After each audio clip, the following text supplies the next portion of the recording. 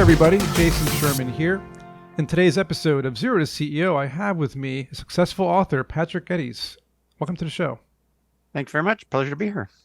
Awesome. And today's episode, we're going to talk about how your brain can be hazardous to your wealth, not health, although it can be probably both, I'm guessing, right? It can.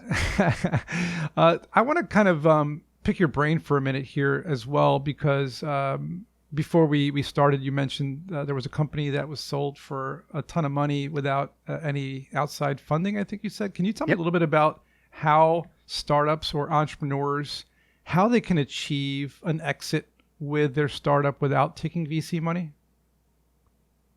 Sure. I mean, it's very hard. So in our case, that's why you're here. That's why you're here, right? Right. To give the magic answer. It depends on the type of business, whether you need a lot of capital to get started, especially in most business to consumer models. It can be very hard to get that kind of traction. We were a business to business model that started out like a consulting business on the asset management side, where we didn't need all that much capital and we were able to keep it afloat on our own, basically with sweat equity. So I think the first step is to be very realistic about what your capital requirements are, and then to be realistic around if you need that outside capital, that may be the only way to go, but you're going to have a very, very different company and you're not going to control your own destiny on the timing. And it's just a trade-off. Yeah. Now, diving into the outside capital, I mean, pandemic kind of came, and at least from what I've noticed, investors have been more risk averse now because of the fact that it's even harder now to get something off the ground. Yep. What's your take on people starting new businesses or new startups, tech companies, whatever? What kind of feedback or suggestions do you have for them in order to navigate the new way of doing things? I don't think it's all that. Obviously, the public stock market and Fed actions drive availability of private equity funding, and you could say right before the pandemic, say it was never going to get any better than that. I mean, that was like there was money sloshing around. So the hurdle is a little higher, but I think the approach is the same. The need for a good narrative, a carefully thought out plan. You need to persuade both investors and customers and clients. And that hasn't really changed. It's just the bar is a little higher. And so a lot of what you talk about in your book is about investments, right? So can you tell me how to be a smart consumer first as an investor? Sure. When you interact with the investment services industry or with any kind of investment media, you need to always keep in mind that what you think may be advice is almost certainly selling. And so the tricky part about interacting with the financial services industry or the investment industry is that we do have a lot of value to add, but there's also a lot of bogus assumptions about where we can add value. The biggest red flags are we have a terrible track record, as do most individuals, at picking the stocks that are going to beat the stock market, active management. Or if I had a crystal ball. Exactly. Or picking, like right now, people ask me, well, what should I do given where the stock market is? Right. Where do I put my cash? Because, the real estate market is crazy. Yep. And, crypto's kind of down. Yep. People are talking about, ETFs and precious metals and stuff like that. So what do I do with my cash that's just sitting around? Same thing you should always do, which is start with your time horizon. And if you're saving for retirement and you're 30, that's what, 40, 50, 60 years.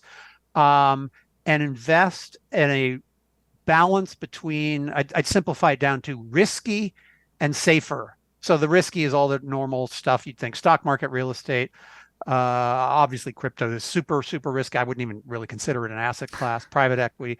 And then the safer being bonds and cash, and people will jump in. Bonds, they had a terrible year, and the yields worst year in the last 100 years. But still, so how do you justify when that happens? Like, people basically I think for the first time, you just said in 100 years, they lost money on bonds, right? So No, it's not the first time. Like 1994 was a ghastly year. another one. It's bring a very, very long-term perspective. If you're investing for a 30-year horizon, So yeah, 20, bonds 30 years. getting hammered is a shrug of the shoulders. Yeah. Stock market plummeting. I mean, this year hasn't been that bad. I don't believe we're even below 20% down on the year. That's pretty tame compared to 08, 09. Yeah. You're going to invest in stocks. You're signing up for the roller coaster ride. Right. The worst thing you can do as an investor is say, I had no idea this could happen.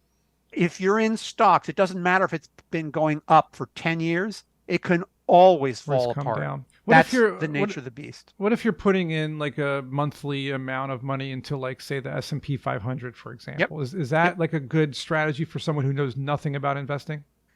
It's good. I would start with getting that asset allocation right. For example, if someone who's never invested and they're not used to the whipsaw of the roller coaster ride, they might bail out. So don't jump in thinking, oh, I can handle this. If you're the sort of person who, let's say you're older and you didn't sell out in the 99, 2000 .com meltdown or the 08, okay, odds are you're not going to sell out now. Right. You're going to hold through the pain. Yeah. And then in terms of, you mentioned the S&P 500, I'd go even bigger. Buy world capitalism. Just buy all publicly traded companies. You can buy a single ETF and you're done. So it's basically getting that asset allocation, that balance right. And then back to the point you mentioned at the beginning, your brain is hazardous to your wealth. Good investing is really simple, but it's not easy because it's like dieting. You got to have like the self-control, and that's really hard. And you mentioned behavioral bias, I noticed as well. So how our brains lead to bad investing. Walk me through that. Sure. So there's a whole field of research. It's kind of the intersection of psychology and finance. The parts that really stand out for me, there are two that are very closely related. One's called overconfidence, and the even worse one is called the illusion of control, where we think we're better at predicting things than we actually are. And in terms of gender, the research is very clear that women have no idea what's going to happen, but don't think they know what's going to happen. Men also very bad at predicting, but we think we know because we're guys. And so men are slightly worse investors. You know who's better than men or women? Companies or entities? Dead people. Oh, dead because people. They owned stock. They do nothing. Right. Fidelity released some research on their accounts where they'd been closed and no one did anything. They had the highest returns. Right. Because no one was in there they just gaming it and thinking they knew. So a friend of mine's written a book, and his advice is, if you're a man, invest like a woman. If you're a woman, invest like a dead person. Yeah, I like that. That's stick all the bonds and stocks in the coffin and then dig it up in 100 years and see where you're at. Exactly. And our brains are not wired that way. We're not good at that. We're in a panic, and we keep thinking, well, that's fine for everybody else, but I need to tweak. Like, no, tweaking I can do better. Yeah, I can do better. Yeah, it's weird. Humility I like to set it and forget it. Yep. Set it and forget. And you mentioned humility a lot. So the paradox of how humility can make you a lot richer. What does that mean exactly? I mean, it sounds like a kind of Zen aware, which is interesting. That overlaps with some certain spiritual practices. What it really means is the data overwhelmingly show that the more you realize you don't have those special abilities and you do just buy and hold, you do a lot better. One of my great investing heroes is a woman named Grace Groner, who lived over 100 years. She was born in 1909, died in 2010. She bought $180 worth of stock in 1935 and never sold it, reinvested the dividends. 75 years she held it. When she died, it was worth $7.2 million. Jesus. So is she a brilliant analyst? And she did do a little better than the market, but even if she'd done it at the market, it would still have been insane. No, it was her discipline. Just buy and hold. Yeah. But buy and hold isn't sexy. It's not, because it's terrible clickbait. Because nobody wants to wait 20 years for a return. Everybody wants, I want to put in $10,000 today, and in 2 years I want $200,000. That's how people think. Or in 3 weeks I want to flip it. I want $1 million. Yeah, yep, sure, I get it. What's the next meme coin or meme stock? What's the next GameStop? And unfortunately, people fall prey to those types of things, and the industry is out there making all this money. How did Exactly. they, so they're making money when you're making less money or losing money? Exactly. Exactly. Why is that?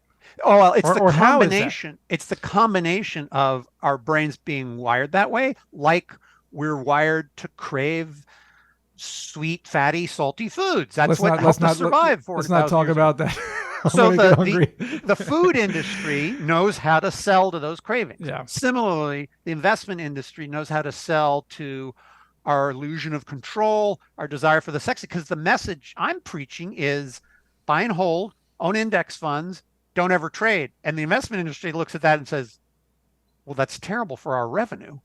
So that's how the problem, Oh it's a no. combination of we as consumers create the problem and the investment industry preying on us. And I've even observed where the people who are the victims of this active management illusion of control, they're often the ones who defend it the loudest because if they were wrong, it means they trusted the wrong people and they made a mistake. And Mm. that's just too embarrassing. So it's a tricky path, but it's so different from how it's usually described. It's not about analysis.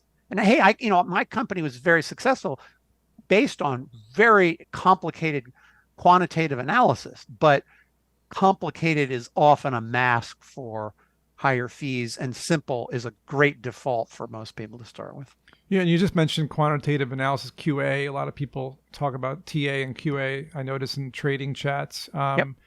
Why do people refuse to do research? Why do people refuse to learn the basics of trading? Why do they just see something online and then put money into it versus actively trying to manage their portfolio in the right way? Like why? Because it's not as much fun.